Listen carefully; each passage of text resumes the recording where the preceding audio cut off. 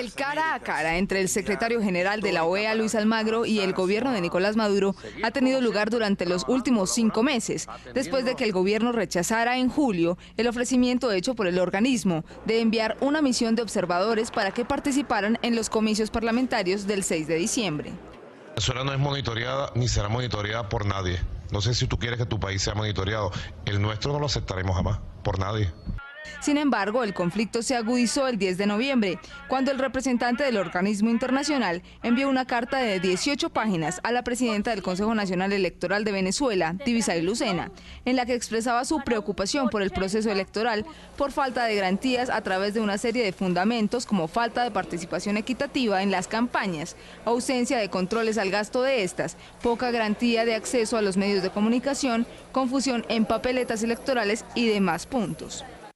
Por todo lo expuesto en esta carta, existen razones para creer que las condiciones en las que el pueblo va a ir a votar el 6 de diciembre no están en este momento garantizadas a nivel de transparencia y justicia electoral que usted desde el CNE debería garantizar. Frente a esto, el presidente de la Asamblea Nacional de Venezuela, Diosdado Cabello, reaccionó al comunicado, señalando que la Organización de Estados Americanos amenazó a Venezuela como parte de una estrategia y la calificó de corrupta. Hoy, la institución más pervertida, corrompida y desprestigiada del mundo, como es la OEA, en la voz de su secretario general, amenaza al pueblo de Venezuela. Nada de eso es casual.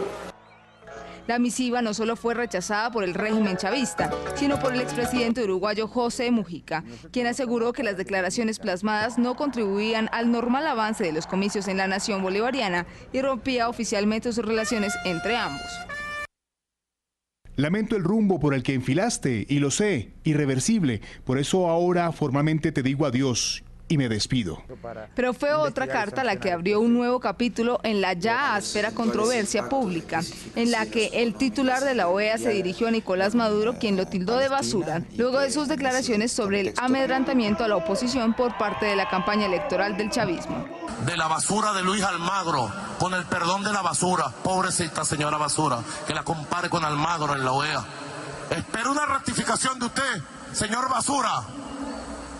En el comunicado del 28 de noviembre, publicado en el portal oficial de la OEA, Almagro respondió fuertemente pidiendo el desarme inmediato de los grupos civiles en Venezuela y rechazó el calificativo de basura. Además, abogó para que las elecciones transcurrieran en paz y poner fin a la violencia en la nación bolivariana.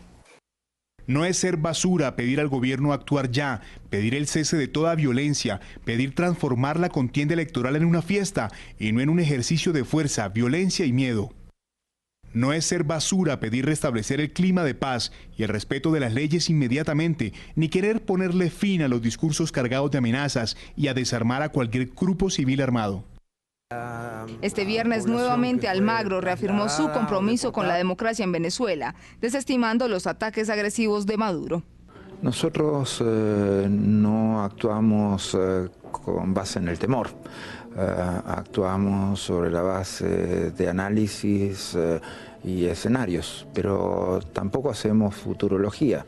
Nosotros actuamos sobre la base de hechos concretos y hoy los hechos concretos indican que, sin perjuicio de todo lo que hemos señalado hasta ahora, la importancia que tiene el día domingo y la importancia que tiene el día lunes para el futuro de Venezuela.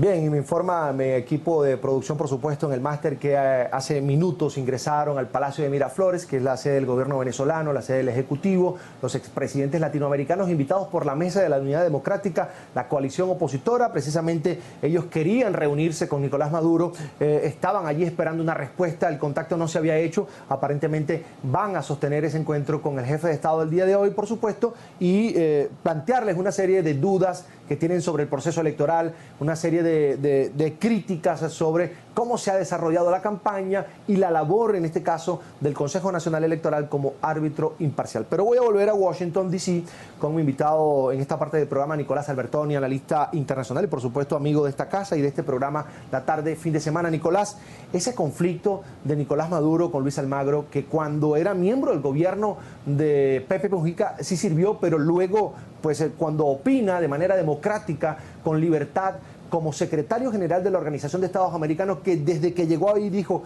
soy gobierno y soy oposición porque represento a los gobiernos de América Latina. Cuando se presenta esa situación, esa conflictividad entre un representante, un jefe de Estado, porque al fin y al cabo Nicolás Maduro es presidente de Venezuela y este señor es el representante de la Organización de Estados Americanos, ¿qué podemos esperar de un gobierno como este ante una derrota eventual, digámoslo así, para el día de mañana? Bueno, lo que podemos esperar, el propio Maduro lo dijo, es decir, no es necesario incluso ni mirar este conflicto que ha habido con Almagro, es decir, el propio Maduro dijo que de no tener un resultado favorable al PSV va justamente a salir a las calles, es decir, él ya lo aclaró, entonces ya la desconfianza, tomando las palabras del Almagro, no sería hacer futurología, sino básicamente basarnos en lo que está diciendo el propio presidente Maduro. Quiero resaltarte, Carlos Eduardo, no me quiero olvidar también de que más allá de lo que él ya ha adelantado, es decir, que es justamente, que de hecho habló de que va a haber un caos en caso de que mañana gane la oposición, es decir, todo ese cuadro casi dantesco, es decir, que uno empieza a pensar, es decir, ¿qué más condiciones dadas para darnos cuenta de que eso no es transparente todo lo que está pasando? Y esto no es una publicidad que saca, lo hace en cadena nacional, ¿no? Pero recordemos que en 2008, cuando gana la alcaldía de Caracas Antonio Ledesma, actual preso político de Venezuela, es decir, que fue una de las grandes primeras derrotas del chavismo que empezaba ya en ese declive, pero en 2008, cuando pierde el chavismo en la alcaldía de Caracas, si uno lee la situación de cómo venía la previa a esa elección, era igualita a esta, es decir, un gobierno que se daba cuenta que estaba por perder y empezaba a amenazar. Perdió, asume la derrota, ¿y qué hizo? Desactivó la alcaldía de Caracas, puso una nueva institución, puso una persona, de hecho hasta físicamente donde estaba la alcaldía de Caracas salió Ledesma y puso a otra persona de confianza del chavismo, le saca el presupuesto a Antonio Ledesma y como si nada, justamente es casi que no hubo derrota. Antonio Ledesma hizo huelga de hambre, si recordamos, en 2008. Este tema pasó al olvido. Este tema pasó al olvido a tal punto que hoy es un preso político. ¿Por qué digo esto? Porque después del domingo viene el día lunes y va a salir el sol. Y hay que tener mucho cuidado en cómo el chavismo, además de todo lo que ya dijo Maduro, asume esta derrota. Una es seguir amenazando, que esperemos que las instituciones lo aprieten para justamente darse cuenta que él tiene que respetar lo que puede ser una victoria de la Mesa de la Unidad. La otra es que justamente desactive o crea una nueva institución legislativa, y eso es terrible. O sea que, de nuevo, el segundo escenario que estoy planteando yo creo que hay que tenerlo con mucho cuidado, porque el chavismo ya ha actuado así, ha aceptado la derrota sin problema y después cambia las reglas de juego. Entonces, reitero, esta es la primera alarma que puede haber en América Latina de ya no poca transparencia, sino ya sería un pisoteo sobre las instituciones, en este caso el Poder Legislativo. Es Nicolás Albertoni, analista internacional, colaborador permanente, por supuesto, de la tarde, fin de semana de NTN24. Como siempre, un gustazo conversar contigo, Nicolás. A lo mejor mañana conversamos, el lunes, probablemente estaremos en contacto muy pronto. Mil gracias por estar con nosotros. Un gusto y quedaremos en contacto.